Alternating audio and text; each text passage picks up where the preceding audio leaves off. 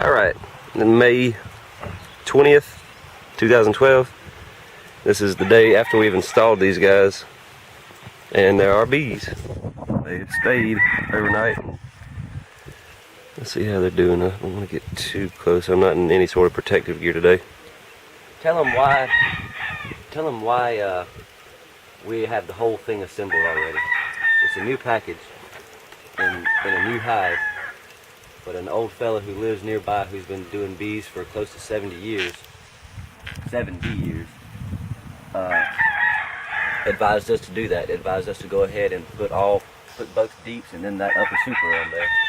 Well, it gets so hot in the southeast here in the Piedmont of Georgia that the more space, it's a little bit easier for them to spread out and keep cooler. But the babies are at work. I really want to see one with pollen in her pollen basket, but so far I'm not noticing that, although we just got here. I'm just going to take a brief video, and there's a little opening that was blocked by this 2x4 yesterday when the camera was on the tripod. This here is not a queen excluder. Hold on, John, you're out of the frame. Let me get you. This is not a queen excluder. This is the inner cover, and we're just using this upper super as a feeder box. Feeder box for now.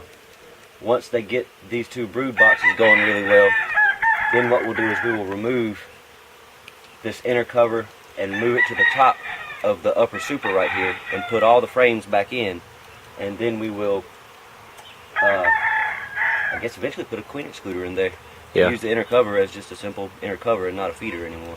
Yep.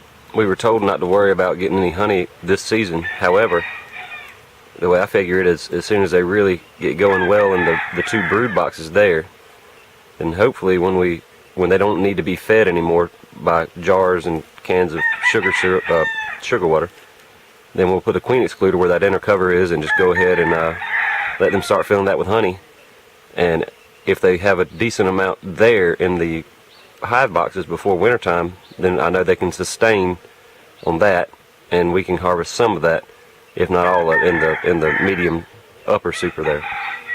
Eventually we probably need to get another super, because I'm hoping they'll do very well and flourish. But I don't see any pollen on their legs, but maybe they're just working on building right now, getting that resin for propolis and stuff like that.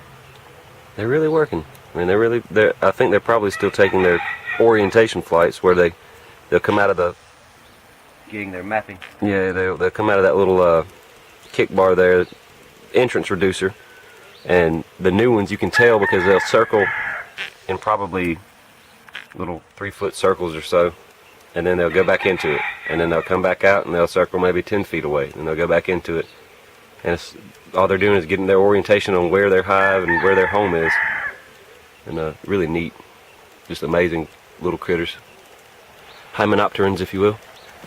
Anyway, I'll get a really close zoom in shot. I can't hold it nearly as well as that tripod did yesterday, but again, at least I can give you more angles than the tripod can.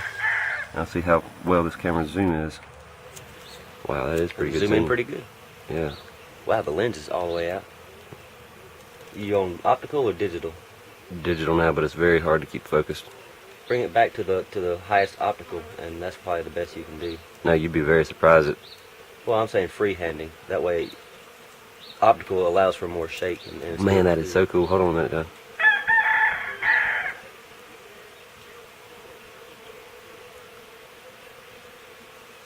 That is neat. Well, now they have a home to defend. If anybody's interested in this camera as far as what type it is, this is a Nikon S1800, John? That is CoolPix. CoolPix. You have to look on the back, I think is where it says it. I think it is a S1800 or S8100. S8100, that's it. It's on top. But anyway, it's just a point and shoot, meant for still images really, but God, the video function is excellent. I have it on 720p with wind reduction. It can go to 180, but or 1080p, but 1080p just takes so long to load up. Let me sit down where I can be a little more stable. Probably prop it on your knee. Yeah, and I'm gonna see exactly how close I can get. I mean, I just got very close. You'll see it in a minute, John, and whoever's watching this will definitely see. All right. Jeez. I haven't had the first one check me out, but But by the time I say that, there'll be one of them crawl up my shorts or something.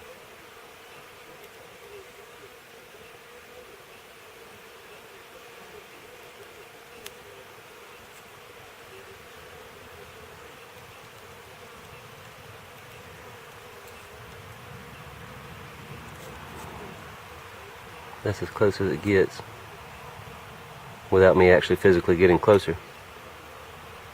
Anyway, those are them. They made it overnight, and they seem to be adapting pretty well and exploring their area. What time of day do we release them? Around 4:30 or 5ish? Toward evening, but Here comes Will. I'll let you go.